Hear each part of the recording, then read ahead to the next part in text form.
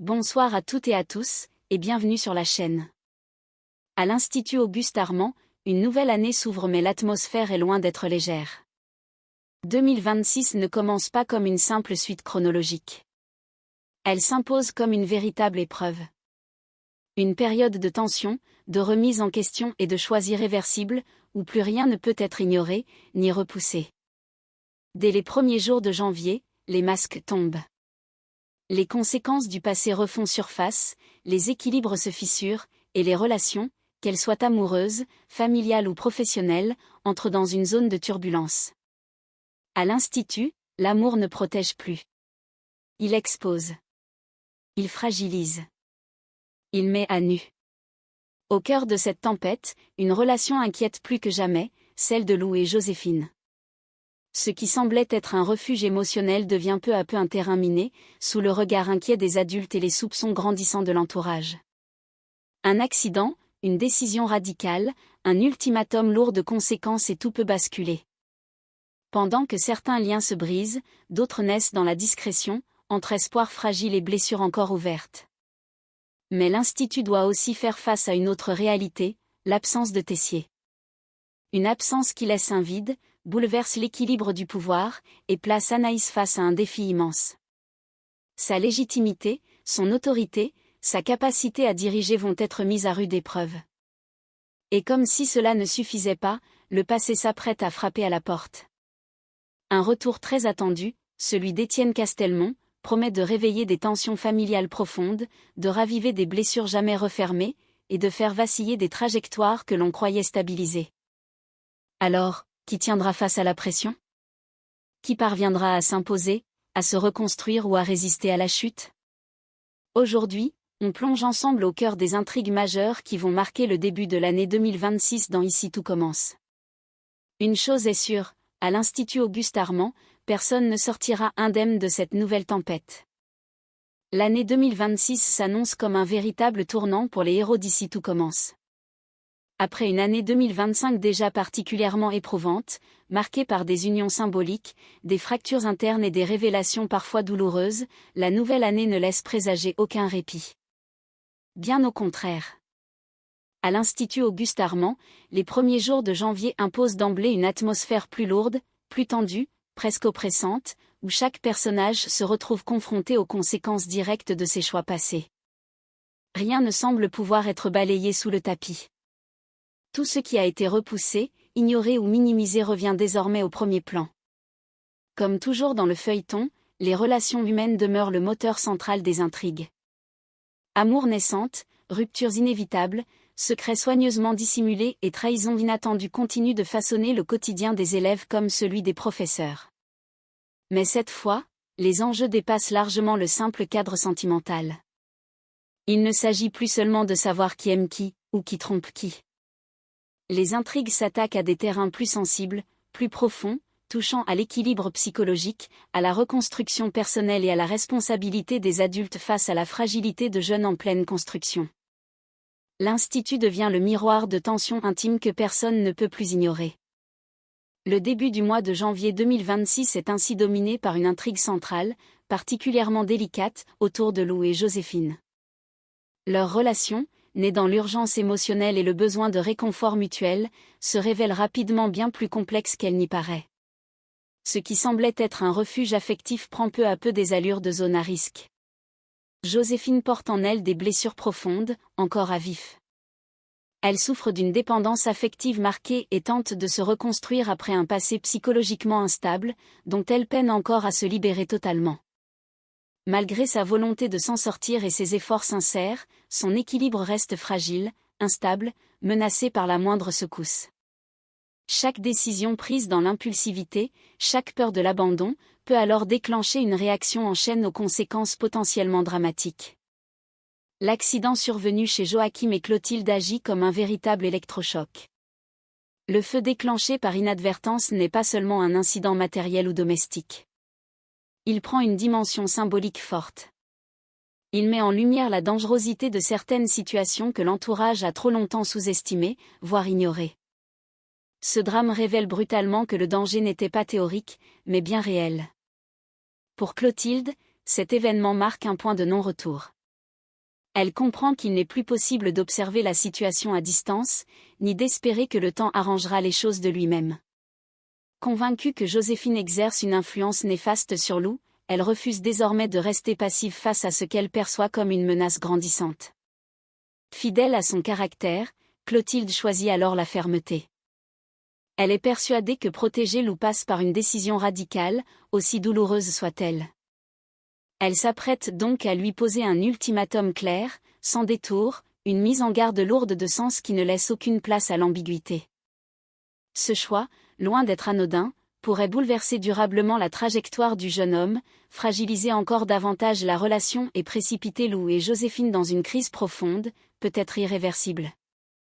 À travers cette intrigue, la série s'engage à explorer des thématiques fortes et profondément humaines, la difficulté de se reconstruire lorsque les blessures sont encore ouvertes, la peur constante de rechuter, la dépendance à l'autre comme béquille émotionnelle, mais aussi la responsabilité collective face aux fragilités individuelles. À travers le parcours de Lou et Joséphine, Ici tout commence choisit d'ouvrir l'année 2026 sur une tonalité plus grave, plus réaliste, où l'amour, aussi sincère soit-il, ne suffit pas toujours à réparer ce qui a été brisé. Une chose est certaine, les premières semaines de 2026 ne laisseront personne indemne à l'Institut Auguste-Armand. Et ce qui débute comme une histoire d'amour, nourrie de bonnes intentions et de besoins de réconfort, pourrait bien se transformer en l'une des intrigues les plus marquantes, les plus délicates et les plus bouleversantes de la série. L'année 2026 pourrait bien marquer un profond bouleversement sentimental à l'Institut Auguste-Armand.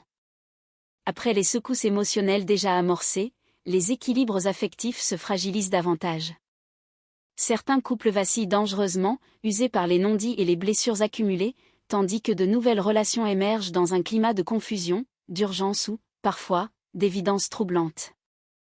Peu à peu, un paysage amoureux instable se dessine, chargé de tensions, de doutes et de choix lourds de conséquences. Du côté de Lou et Joséphine, la situation devient critique. Leur relation, déjà fragilisée par les blessures du passé et une dépendance émotionnelle difficile à contenir, semble s'enfoncer dans une zone de non-retour. Chacun lutte avec ses propres failles, sans parvenir à trouver un terrain d'équilibre commun. Lou, tiraillé entre son désir d'aider et la peur d'être aspirée dans une spirale destructrice, s'épuise. Joséphine, de son côté, oscille entre volonté de se reconstruire et angoisse permanente de perdre l'autre. Progressivement, la relation cesse d'être un refuge pour devenir un terrain miné, où chaque geste, chaque parole, peut déclencher une nouvelle fracture. C'est dans ce contexte explosif qu'un événement inattendu survient en cuisine. Un moment de proximité ambigu, pris sur le vif, met en lumière une proximité troublante entre Lou et Anouk. Une situation difficile à interpréter, mais suffisamment dérangeante pour semer le doute. Ce moment, à lui seul, agit comme un catalyseur, révélant des tensions latentes et ouvrant la porte à toutes les interprétations. Très vite, les soupçons s'emballent. Lou et Anouk se retrouvent exposés au regard des autres, au moment même où un maître chanteur commence à semer la peur au sein de l'Institut. Dans ce climat de méfiance généralisée, les secrets deviennent des armes redoutables. La moindre ambiguïté peut être exploitée, déformée, retournée contre ceux qu'elle concerne. Une question s'impose alors, obsédante, Lou et Anouk ont-ils réellement franchi une limite ? L'hypothèse d'une relation dissimulée commence à circuler, nourrie par les rumeurs et les silences, menaçant la réputation de chacun. Pour Anouk, les conséquences pourraient être particulièrement lourdes. Déjà fragilisée sur le plan professionnel, la chef se retrouve en position de sursis. Chaque regard posé sur elle devient un jugement potentiel, chaque rumeur un risque supplémentaire. Sous la menace constante d'une sanction, c'est tout son avenir à l'Institut qui semble suspendu à un fil. Une situation d'autant plus injuste que la vérité, elle, reste floue, coincée entre les apparences et les non-dits. Mais pendant que certains liens se brisent sous le poids de la suspicion et de la peur, d'autres commencent à se nouer, plus discrètement, mais non sans enjeu. Côté cœur, Colline entame une nouvelle page de son histoire personnelle. Le baiser échangé avec César lors du mariage de Carla et Bérénice n'était pas un simple moment d'euphorie ou un geste impulsif. Il marque le point de départ d'un rapprochement né dans un contexte émotionnel fort, chargé de symboles. Désormais liés par cette nouvelle dynamique, Colline et César devront apprendre à composer avec leurs blessures respectives, leurs insécurités et le regard des autres. Entre jalousie, incompréhension et peur de reproduire les mêmes schémas, leur relation pourrait être mise à l'épreuve au fil des mois. Parallèlement, un retour très attendu vient raviver une autre intrigue sentimentale. Lionel réapparaît à l'Institut en ce début d'année, animé par une détermination nouvelle. Après de longs mois passés à fuir ses sentiments, à se protéger derrière le silence et la distance, il pourrait enfin trouver le courage de se confronter à ce qu'il ressent réellement. La possibilité d'une déclaration à fleurs se dessine, tardive mais sincère. Une confession qui, si elle venait à avoir lieu, pourrait bouleverser l'équilibre existant et offrir, peut-être, une seconde chance à une histoire restée inachevée. Enfin, un rapprochement plus discret mais tout aussi prometteur s'opère entre Billy et Ferdinand. D'abord liés par une complicité inattendue, faite de regards échangés et de conversations sincères, ils commencent peu à peu à se découvrir sous un autre jour. Rien n'est encore clairement défini, et chacun avance avec prudence, conscient de ses propres fragilités. Mais cette connexion naissante intrigue, laissant entrevoir la construction progressive d'un lien fondé sur l'écoute, la compréhension mutuelle et le respect. Ainsi, l'année 2026 s'annonce comme une période décisive pour les relations à l'Institut Auguste Armand. Entre liens fragilisés, retours chargés d'émotions et nouvelles histoires en devenir, les sentiments sont mis à rude épreuve. Les certitudes vacillent, les choix se complexifient, et les conséquences deviennent inévitables. Une chose est déjà claire, ici tout commence, l'amour sera une fois encore au cœur des tempêtes. L'année 2026 débute également sur une configuration inédite à l'Institut Auguste Armand. Tandis que les intrigues s'intensifient du côté des élèves, une absence continue d'alimenter les conversations et les inquiétudes, celle de Tessier. Dans les résumés diffusés en avance pour les premières semaines de janvier, son nom ne figure toujours pas. Tout porte à croire qu'il se trouve encore à Singapour, aux côtés de Théo, loin des tensions et des crises qui agitent désormais le cœur de l'Institut. Une distance géographique qui devient aussi symbolique, tant son autorité semblait jusqu'alors indissociable du fonctionnement de l'école. Cette absence prolongée n'a rien d'anodin. Elle modifie en profondeur l'équilibre du pouvoir au sein de l'établissement. En attendant le retour de Tessier, c'est Anaïs qui continue d'assurer la direction. Une responsabilité immense, qu'elle assume avec sérieux, rigueur et détermination. Consciente d'être observée et comparée à son prédécesseur, elle avance sur un fil, cherchant à imposer son style sans provoquer de rupture brutale. Elle tient les rênes, mais le poids de la fonction se fait sentir jour après jour, à mesure que les tensions s'accumulent.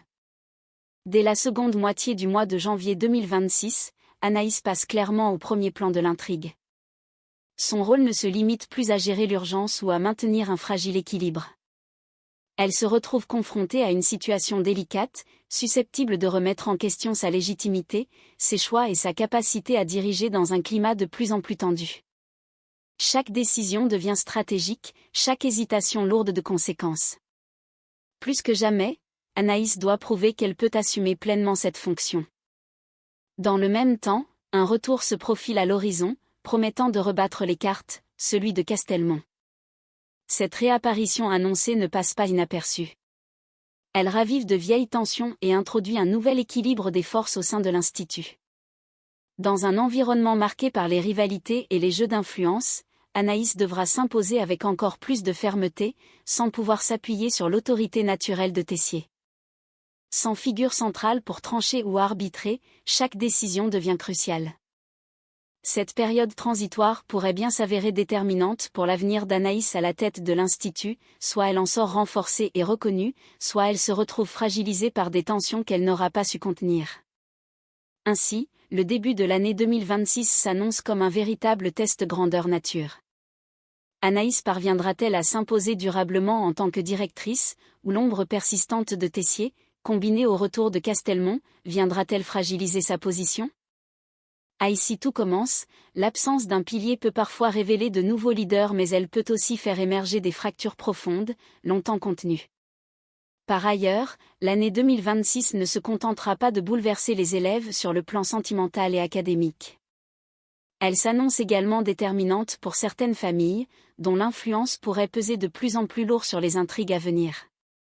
Parmi elles, la famille Jourdain semble appelée à occuper une place plus visible, avec un éclairage particulier porté sur Hector, dont le parcours pourrait connaître une évolution marquante. Choix difficile, silence pesant et héritages familiaux s'invitent ainsi progressivement au cœur du récit. Mais c'est surtout un retour très attendu qui promet de provoquer de véritables secousses, celui du chef Étienne Castelmont. Figure imposante, charismatique et chargé d'un passé complexe, il n'est pas seulement un grand nom de la gastronomie. Il est aussi le père biologique de Léonard et le père de Ferdinand. Son retour à l'Institut ne peut donc être neutre. Il s'annonce comme un élément susceptible de remettre en question des équilibres que l'on croyait, jusqu'ici, relativement stabilisés. Cette réapparition pourrait raviver des blessures jamais totalement refermées, en particulier pour Léonard. L'élève, qui semblait avoir trouvé un certain apaisement et un équilibre personnel, pourrait voir certaines de ses certitudes vaciller.